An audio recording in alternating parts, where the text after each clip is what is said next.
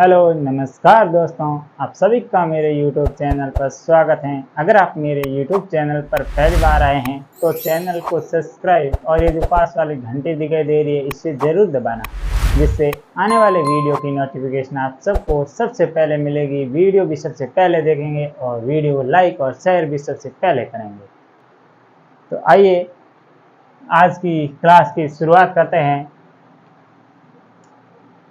Today current affair episode number 49। इससे पहले मैंने 48 एपिसोड अपलोड कर चुका हूं, तो अगर आपने वो नहीं देखे हैं तो वो भी ज़रूर देखें। उनकी मैंने अलग अलग प्लेलिस्ट बना रखी है जिससे आपको देखने में सुविधा होगी। इस वीडियो के अंदर हम विश्व, भारत, राजस्थान प्लस स्टैटिक सामान्य ज्ञान पर बात करने वाले हैं। इन तीनों का करंट अफेयर प्लस स्टैटिक सामान्य ज्ञान, इसको भी साथ में लेकर चल रहे हैं क्योंकि एग्जाम की दृष्टि से वो भी आप सभी के लिए इम्पोर्टेंट है।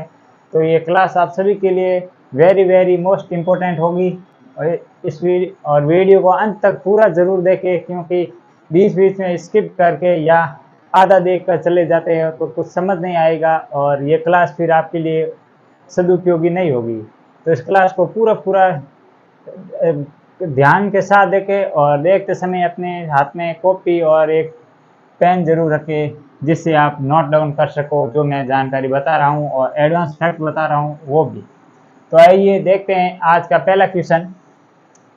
आज का पहला क्वेश्चन है, स्पेस एक्स द्वारा लॉन्च होने वाला दुनिया का सबसे बड़ा निजी संचार उपग्रह कौन सा है? ऑप्शन ए है जुपिटर 3, ऑप्शन बी है सैट्रिया 1, ऑप्शन सी है एक्सिस ओम 2 और ऑप्शन डी है V2 मिनी। तो इसका जो राइट आंसर होगा वो होगा जुपिटर 3। जुपिटर 3 जो हाल ही में स्पेस एक्स, जो कि एक अमेरिका की निजी कंपनी है, एलोन मस्क इसके मालिक हैं, उसके द्वारा दुनिया का सबसे बड़ा निजी उपग्रह होगा। ये प्राइवेट उपग्रह है जिसका नाम है जुपिटर 3। आइए अब देख लेते हैं इसके बारे में पूरी जानकारी कि ये कहाँ से लॉन्च किया गया और इसके कौन सी कंपनी है जो इसे लॉन्च किया गया। तो इसका नाम है वो है जुपिटर 3। इसे लॉन्च कहाँ से किया गया? तो इसे लॉन्च किया गया कैनेडी स्पेस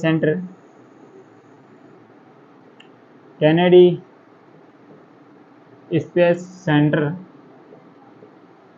जो कहाँ पर है? फ्लोरिडा अमेरिका के अंदर, जो फ्लोरिडा अमेरिका के अंदर स्थित है। फ्लोरिडा अमेरिका, यहाँ से इसे लॉन्च किया गया। और ये मतलब किस रॉकेट के द्वारा इसे लॉन्च किया गया? तो लॉन्च कौन सा था? लॉन्च के समय ये था फाल्कन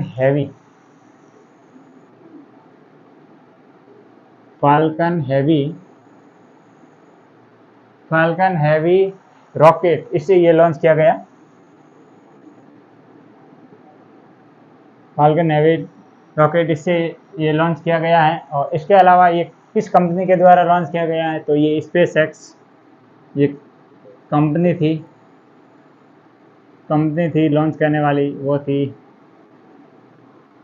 स्पेस एक्स थी। और इसके अलावा ये दुनिया का सबसे बड़ा निजी संचार उपग्रह है। तो ये तो लिखा हुआ ही है। इसके अलावा इसका विकास किसके द्वारा किया गया? किस कंपनी के द्वारा विकास किया गया इसका? तो विकास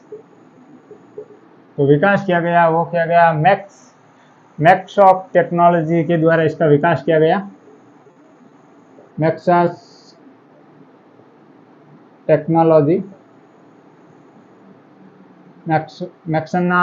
टेक्नोलॉजी द्वारा इसका विकास किया गया।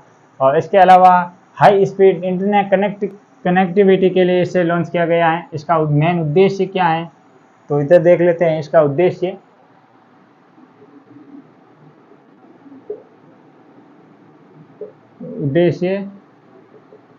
तो हाई स्पीड इंटरनेट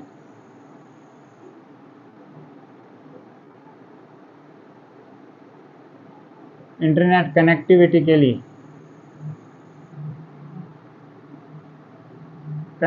के लिए इसे लॉन्च किया गया है। हाई स्पीड इंटरनेट कनेक्टिविटी इसका मेन उद्देश्य है इसका। और इसके अलावा इसका और क्या नाम है, तो ये था इसके बारे में पूरी कंप्लीट जानकारी। एक बार वापस देख लेते हैं कि मतलब इसका रॉकेट का नाम क्या है, जुपिटर 3 कहाँ से लॉन्च किया गया। कैनेडी स्पेस सेंटर जो फ्लोरिडा अमेरिका के अंदर स्थित है, वहाँ से ही जो है ना सर्वोत्तम उच्च वहाँ की मतलब भूमि की इस तरह है जिससे रॉकेट लॉन्च करते हैं। तो लगभग यहाँ से जो रॉकेट लॉन्च करते हैं वो एक्यूरेसी देखे तो 99% सफल होते हैं। कोई 1% होगा जो यहाँ से असफल होता है। ये दुनिया का सबसे सफल लॉन्च पैड माना जाता है, फ्लोरिडा वाला Kennedy space centre Florida America. इसके अलावा लॉन्चिंग किस रॉकेट के द्वारा की गई, तो वो थी फाल्कन हेवी रॉकेट। और ये फाल्कन किसका है, तो ये स्पेस एक्स का है, स्पेस एक्स कंपनी का है ये फाल्कन रॉकेट। और इसके अलावा किस कंपनी द्वारा, तो ये स्पेस एक्स हो गई। तो और विकास किसके द्वारा किया गया था, तो विकास किया गया वो मैक्सॉस टेक्नोलॉजी के द्वारा इसका विकास किया गया। और इसका उद्देश्य क्या है, इसका उद्देश्य है हाई स्पीड इंटरनेट कनेक्टिविटी के लिए इसका मेन उद्देश्य है। और अब जान लेते हैं कुछ अन्य जानकारी इसके अलावा।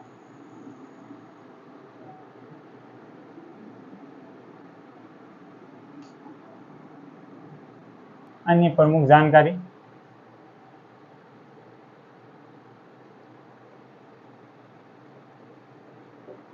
अन्य जानकारी में देख लेते हैं सत्रिया, ये किससे संबंधित हैं। सत्रिया फेस्ट, इसके अलावा सत्रिया एक जो नृत्य भी है,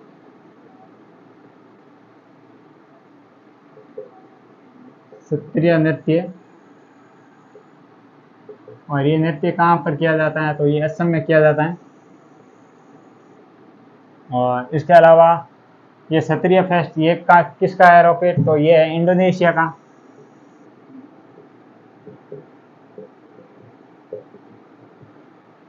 इंडोनेशिया का ये रॉकेट है और इसके द्वारा इंडोनेशिया का इस लॉन्च किया गया है। ये है अन्य जानकारी में ये एक। और इसके अलावा एक और देख लेते हैं जो हाल ही में भारत की एक महान उपलब्धि साबित होने वाली है, सफल यहाँ से उड़ान भर चुका है, चंद्रयान 3 के बारे में जान लेते हैं।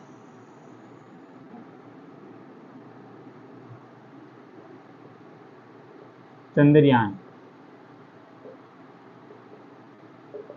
3, इससे पहले भारत ने 2 चंद्रयान का, एक तो पहला जो उसका तो सफल हुआ था, परंतु जो दूसरा था उसका सफल परीक्षण नहीं हुआ था। वो चंद्रयान 3 किस रॉकेट के द्वारा लॉन्च किया गया, तो ये चंद्रयान 3 है वो किया गया PVM-M3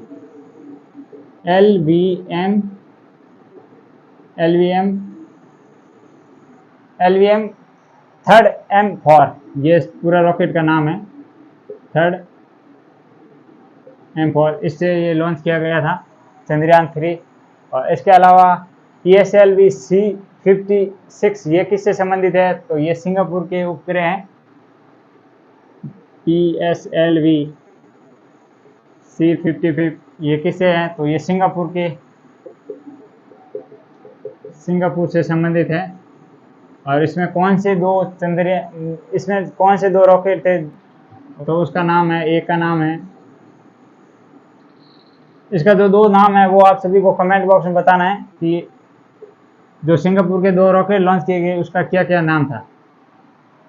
और तो ये थी इस क्वेश्चन के बारे में पूरी डिटेल से जानकारी, इस क्वेश्चन से रिलेटेड। और इसके अलावा अन्य फैक्ट वो भी मैंने बता दिए इसके अंदर। और इसके अलावा आइए देखते हैं, आगे बढ़ते हैं दूसरा क्वेश्चन। हाल ही में अंतर्राष्ट्रीय मैंग्रोव संरक्षण दिवस 2023 कब मनाया गया। ऑप्शन ए है 24 जुलाई, ऑप्शन बी है 27 जुलाई, ऑप्शन सी है 26 जुलाई और ऑप्शन डी है वो है 25 जुलाई।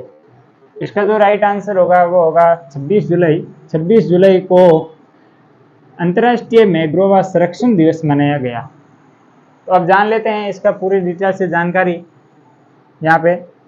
तो है अंतर्राष्ट्रीय मैंग्रोव वनस्पति दिवस, संरक्षण दिवस या वनस्पति दिवस, अंतर्राष्ट्रीय मैंग्रोव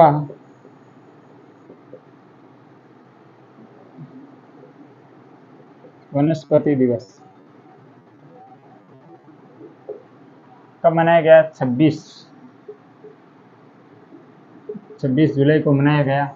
और इसके अलावा ये संरक्षण दिवस भी कह सकते हैं इसको, वनस्पति, या ऑप्शन में मैं संरक्षण लिख देता हूँ, संरक्षण। और इसकी शुरुआत कब हुई थी? तो शुरुआत तो वो हुई थी 2015 को इसकी शुरुआत हुई थी। और इसके अलावा ये भारत में सबसे अधिक मैंग्रोव वन किस राज्य में है, तो इसकी रिपोर्ट कौन जारी करता है, तो उसके बारे में जान लेते हैं। तो भारत में एक संस्था है जिसके द्वारा ये रिपोर्ट जारी की जाती है, तो मैं यहाँ पे लिख देता हूँ अन्य जो जानकारी है, अन्य फैक्ट है वो FSR। इस संस्था द्वारा प्रतिवर्ष रिपोर्ट जारी, या 1-2 वर्ष छोड़ के रिपोर्ट जारी की जाती है। फॉरेस्ट सर्वे रिपोर्ट इसकी फुल फॉर्म है। और ये मैंग्रोव वन पर कहाँ पर अधिक हैं वो देखते हैं इस रिपोर्ट में कहाँ पर बताया गया है। तो इसके अलावा जो यहाँ पर जो पश्चिम बंगाल है ना, उसमें सर्वाधिक वन जो मैंग्रोव वन है वो सर्वाधिक कहाँ पर है, तो ये है वेस्ट बंगाल या पश्चिम बंगाल। पश्चिम बंगाल में सर्वाधिक है। और इसके बाद जो मतलब दूसरे नंबर पर हैं तो वो हैं गुजरात। दूसरे पर कौन है? गुजरात। ये सेकंड नंबर पर है और ये फर्स्ट नंबर पर है। और इसके अलावा हाँ, एक ये और दिवस मनाया गया 26 जुलाई को। कौन सा दिवस मनाया गया 26 जुलाई को? आपको भली बात ही पता होगा। 26 जुलाई उस दिन मनाया गया कारगिल विजय दिवस। कारगिल विजय दिवस ये भी मनाया गया 26 जुलाई को। 26 जुलाई 1999 को कारगिल का युद्ध हुआ था और ये मनाया गया। इसके अलावा मैंग्रोव वनस्पति के बारे में अन्य फैक्ट हैं वो भी देख लेते हैं। जैसे मैंग्रोव वनस्पति लवणता युक्त जल होता है और ये और तटीय क्षेत्रों में मैंग्रोव वन अधिक पाया जाता है। जो कोस्टल एरिया है ना इंडिया का, इसी में पाया जाता है। जैसे यहाँ पर आता है वेस्ट बंगाल और यहाँ पर आता है गुजरात, तो यहाँ पर सर्वाधिक है, यहाँ पर भी हैं। ये फर्स्ट नंबर, ये सेकंड नंबर। ये थे इससे संबंधित और अन्य फैक्ट। और देख लेते हैं इससे संबंधित कौन कौन सी, मतलब एक है अमृत सरोवर। ये किससे संबंधित है? अमृत सरोवर। अमृत सरोवर बोलो या इसे बोल सकते हैं मतलब रामसर साइट। अमृत सरोवर या रामसर साइट। रामसर साइट ये भारत में कितनी है? 40। ये भारत में कितनी है? 75 है रामसर साइट। और इसके अलावा एक मिष्टी योजना है, वो किससे संबंधित थी? जो बजट में घोषणा की गई थी मिष्टी योजना। मिष्टी योजना तो ये संबंधित थी मैंग्रोव वन से संबंधित थी। मैंग्रोव वन से संबंधित थी ये मिष्टी योजना। और ये इसके संबंधित जो जानकारी थी। इसके अलावा जो प्रमुख दिवस हैं, तो प्रमुख दिवस का भी ये क्वेश्चन है, तो और देख लेते हैं। जैसे 22 मार्च को, 22 अप्रैल को, 22 मई को, ये 3 दिवस देख लेते हैं। 22 को आता है, तो ध्यान रखना ये 22 वाला कहीं लफड़ा नहीं हो जाए। तो 22 मार्च को मनाया जाता है विश्व जल दिवस। और 22 अप्रैल को कौन सा दिवस मनाया जाता है? तो ये मनाया जाता है पृथ्वी दिवस, अर्थ डे। और इसके अलावा 22 मई को कौन सा मनाया जाता है? तो विश्व जैव विविधता दिवस। जैव विविधता दिवस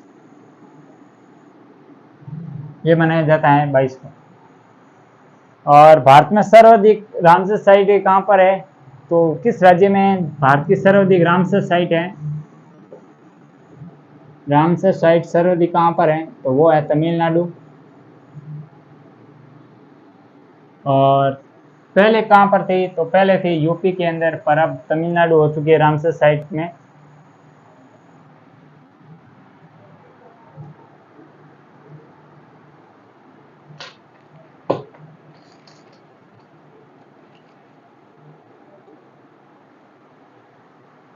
तो ये थे पूरे कंप्लीट 2 क्वेश्चन, पूरी जानकारी बता दी मैंने।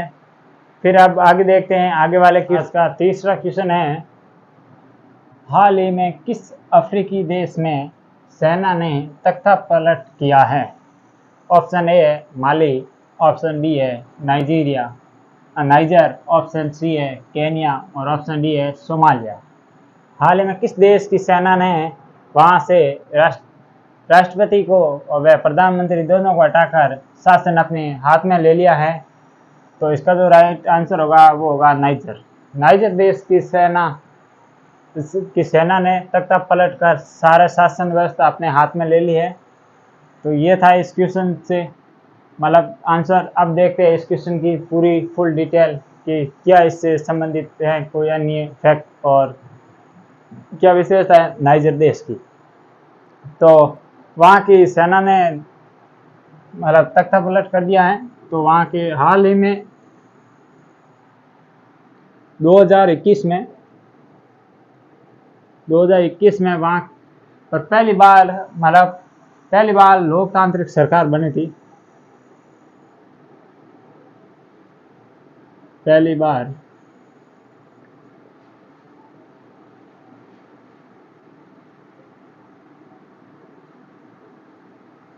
लोकतांत्रिक सरकार बनी थी और 2 साल चलने के बाद अब उसे तख्ता पलट हो चुका है। 2 साल तो चली नहीं, पूरी 1.5 साल तक चली और उसके बाद ये हो गया। तो वहाँ के मतलब जो राष्ट्रपति है उसका क्या नाम था? तो राष्ट्रपति का नाम था वो था मोहम्मद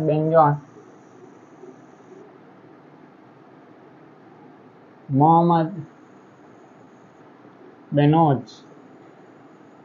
ये राष्ट्रपति का नाम था। और इसने मतलब वहाँ पर अब इसे हटा दिया गया है और सेना के प्रमुख अपने हाथ में ले लिया है देश की पूरी शासन व्यवस्था। और इसके अलावा कालारी मरुस्थल कहाँ पर है?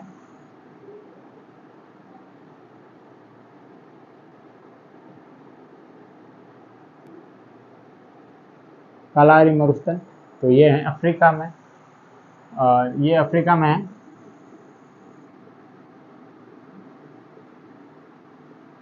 और नाइजर देश है, ये इसका मतलब किस पे पड़ा है? तो यहाँ पर नाइजर नदी बहती है।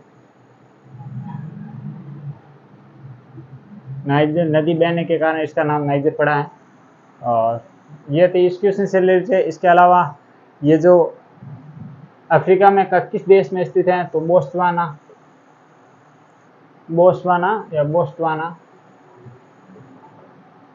में ये स्थित है।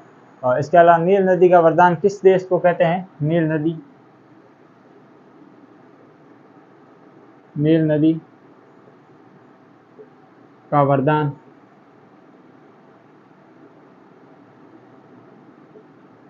तो ये कहते हैं मिस्र को। और इसके अलावा अन्य और फैक्ट देख लेते हैं इसके बारे में, कोई अन्य जानकारी हो तो। कोई जानकारी छूटनी नहीं चाहिए, इसलिए इम्पोर्टेंट है वो सारे लिख लेते हैं। इसके अलावा आपने नाम सुना होगा साहिल प्रदेश। तो साहिल प्रदेश में कौन कौन से है? मतलब तो अफ्रीका में स्थित है साहिल प्रदेश।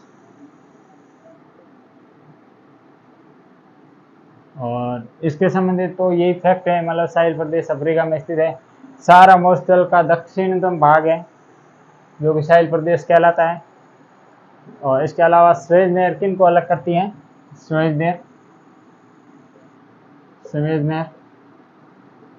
तो स्वेज नहर करती है भूमध्य सागर को लाल सागर से अलग।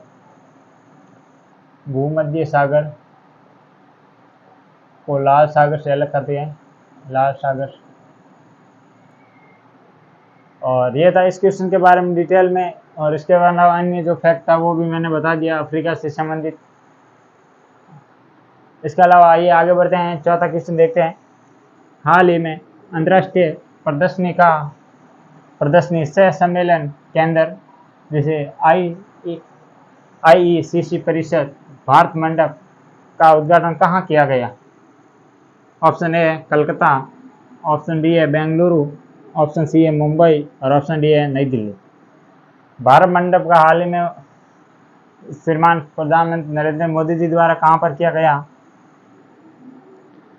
तो इसका जो राइट आंसर होगा वो होगा नई दिल्ली। नई दिल्ली में इसका किया गया है। और अब देखते हैं इसके बारे में पूरी डिटेल से जानकारी जानते हैं। जैसे हमारे पीएम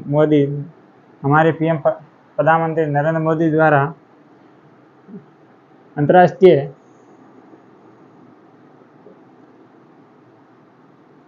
अंतर्राष्ट्रीय प्रदर्शनी सह सम्मेलन के अंदर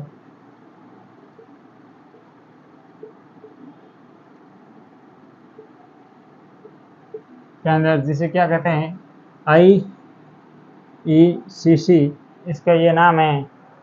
इसके अलावा नया परिषद, एक इसमें नया परिषद बनाया गया है। यहाँ पर नया परिषद, और नए परिषद का क्या नाम है, नाम क्या है उसका? भारत मंडप इस परिषद का नाम है। और ये नई दिल्ली में बनाया गया है। और कहाँ पर? प्रगति मैदान, नई दिल्ली। कहाँ पर? प्रगति मैदान,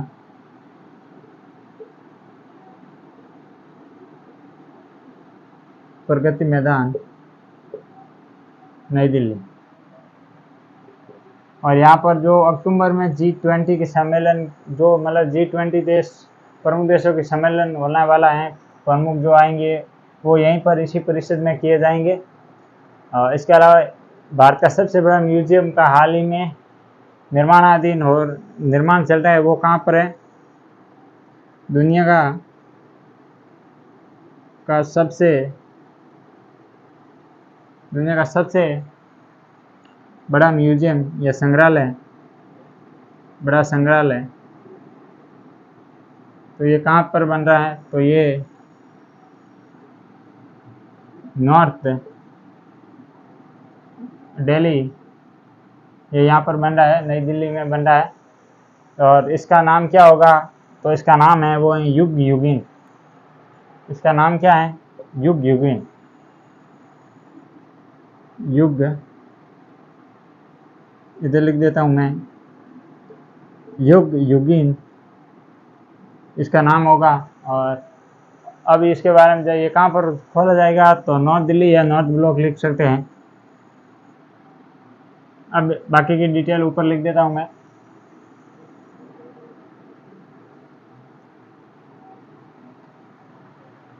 इसका G20 की भारत में जो बैठक होने वाली है मैंने बता दिया। G20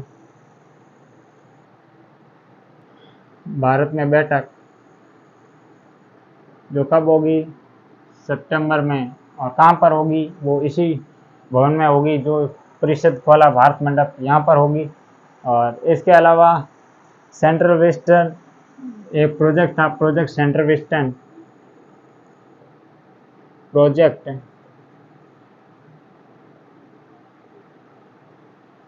सेंटर विस्टा, इसके साथ नई संसद भवन बनाई गई। नई संसद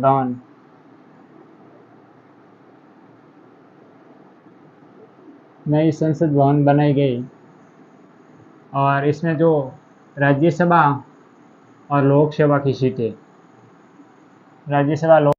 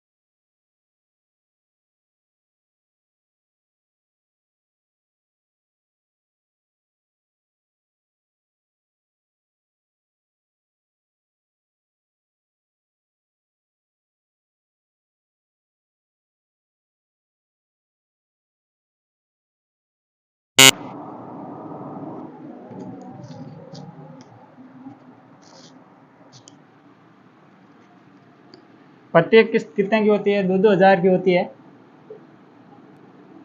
2-2 हज़ार रुपये की किस्त होती है।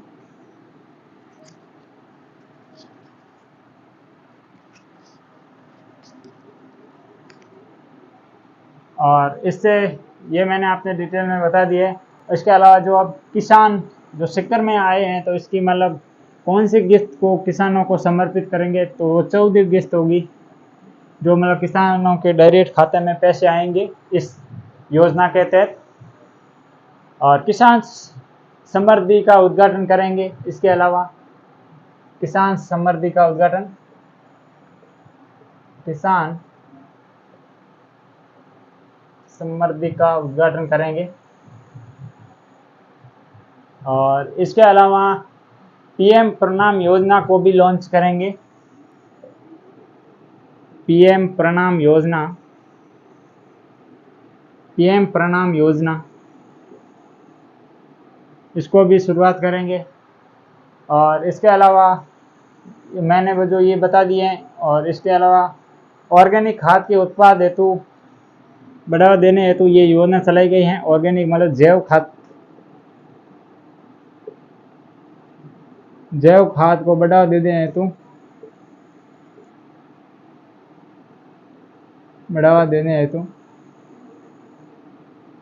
हेतु ये और पीएम प्रणाम योजना शुरू की गई है। और इसका उद्घाटन कब? इसके अलावा उद्घाटन की 5 मेडिकल कॉलेजों का भी उद्घाटन किया है मोदी के द्वारा। जो इस आधिकारिक यात्रा पर 5 मेडिकल कॉलेजों का भी उद्घाटन किया जाएगा। तो कहाँ कहाँ पर कॉलेज हैं वो भी देख लेते हैं। 5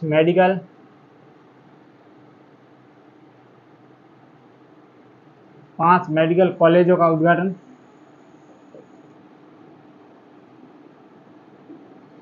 तो कहाँ पर किस किस जिले में है ये 5? तो देख लेते हैं। एक है चित्तौड़, सिरोही, धौलपुर, गंगानगर और सीकर। कहाँ कहाँ पर है? नंबर 1 है सिरोही, नंबर 2 पर है चित्तौड़, नंबर 3 पर है गंगानगर, श्री गंगानगर,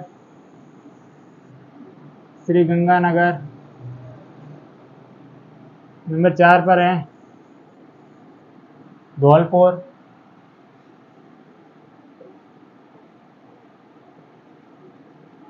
और नंबर 5 पर कौन सी है? तो नंबर 5 पर है वो है सीकर। तो ये 5 स्थानों पर कॉलेजों का उद्घाटन किया है, मेडिकल कॉलेजों का उद्घाटन किया है नरेंद्र मोदी के द्वारा। और इसके अलावा अब कुछ मतलब कॉलेज हैं उनका भी मतलब शिलान्यास किया गया है। तो कौन कौन सी मेडिकल कॉलेज है जिसका शिलान्यास और कहाँ कहाँ पर किया गया है? तो शिलान्यास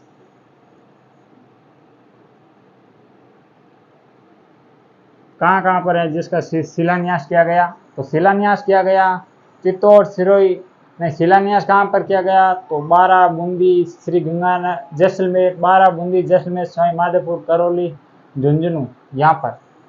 तो कहाँ कहाँ पर किया गया? तो number 1 Jhunjhunu, number 2 Jaisalmer, number 3 है बारा, और नंबर 4 पर क्या है? नंबर 4 पर है करौली और सवाई माधोपुर, करौली और सवाई माधोपुर।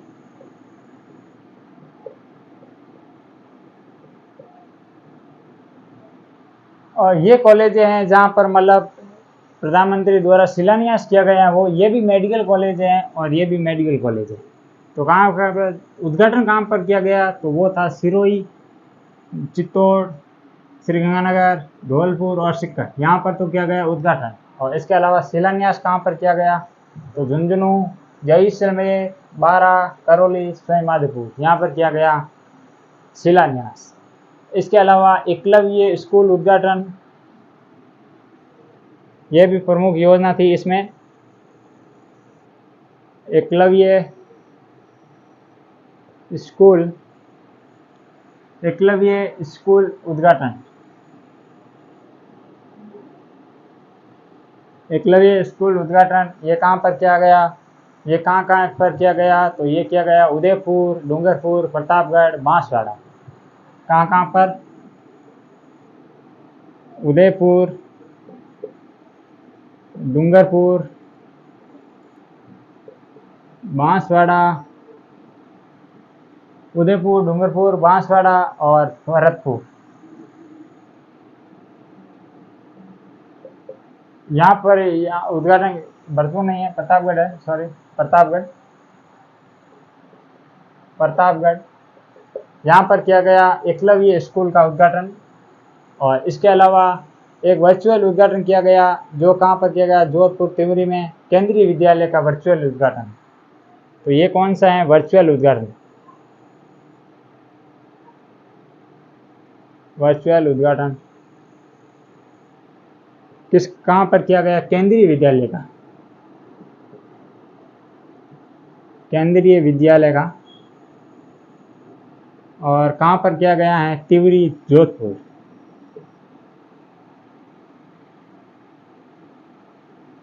तिवरी, जोधपुर।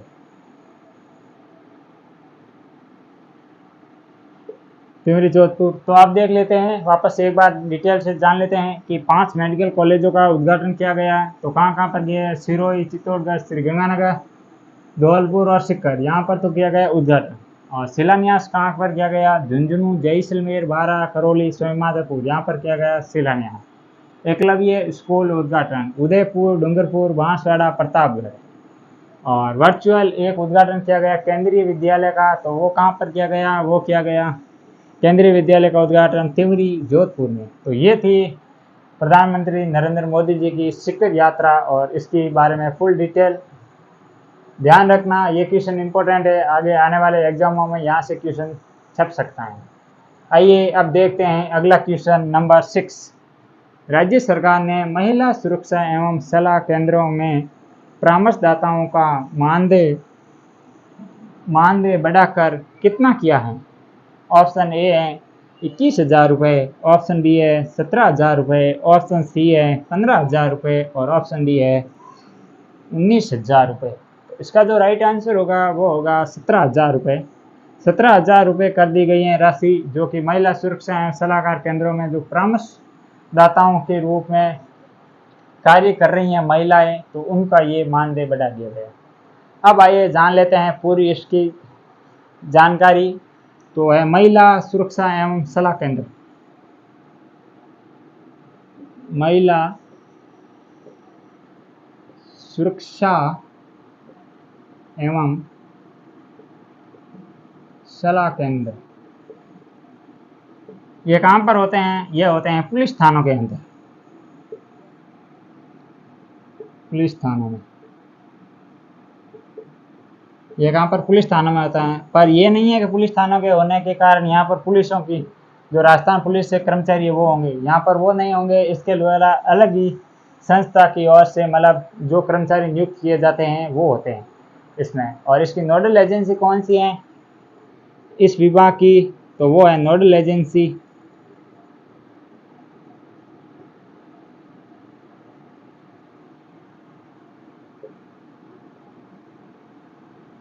तो नोडल एजेंसी है महिला आधिकारिकता और निदेशालय, महिला आधिकारिकता निदेशालय, महिला आधिकारिकता निदेशालय। ये कहाँ पर है? जयपुर में। ये इसकी नोडल एजेंसी है, महिला आधिकारिकता निदेशालय जयपुर में। और इसके द्वारा ये पहल कब शुरू की गई? तो ये शुरू की गई थी 2010 व 2011, 2010-11 में ये पहल शुरू की गई थी।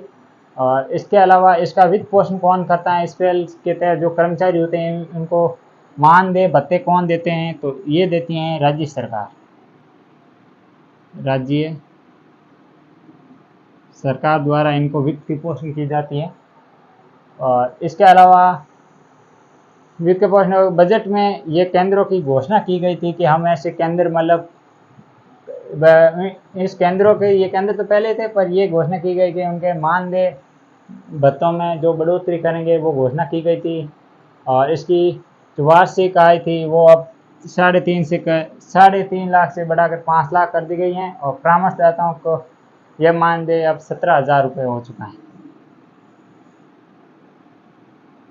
17,000 राशि हो चुकी है। तो ये क्वेश्चन थे वो राजस्थान करंट अफेयर से संबंधित, जिसमें मैंने ज़्यादा से ज़्यादा आपको एक्सप्लेनेशन करने का कोशिश की है। तो इसके साथ ये आज का वीडियो आज हम यहीं तक रखते हैं। इतनी जानकारी आपको दी है। अगर वीडियो अच्छा लग रहा है तो अपने दोस्तों को ज़्यादा से ज़्यादा शेयर करो, उनको भी बताओ कि मतलब इस क्लास के बारे में जो मैं बता रहा हूँ वो कंटेंट उनको भी दिखाओ, अपना लिखे हुए नोट्स उनको बताओ, ताकि उनको भी पता चले, इस क्लास को ज़्यादा से ज़्यादा देखें। और आपका कर्तव्य बनता है कि इस क्लास को ज़्यादा से ज़्यादा अपने दोस्तों में शेयर ज़रूर करें। तो आप आज के लिए इतना ही, कल फिर मिलेंगे। थैंक यू, धन्यवाद।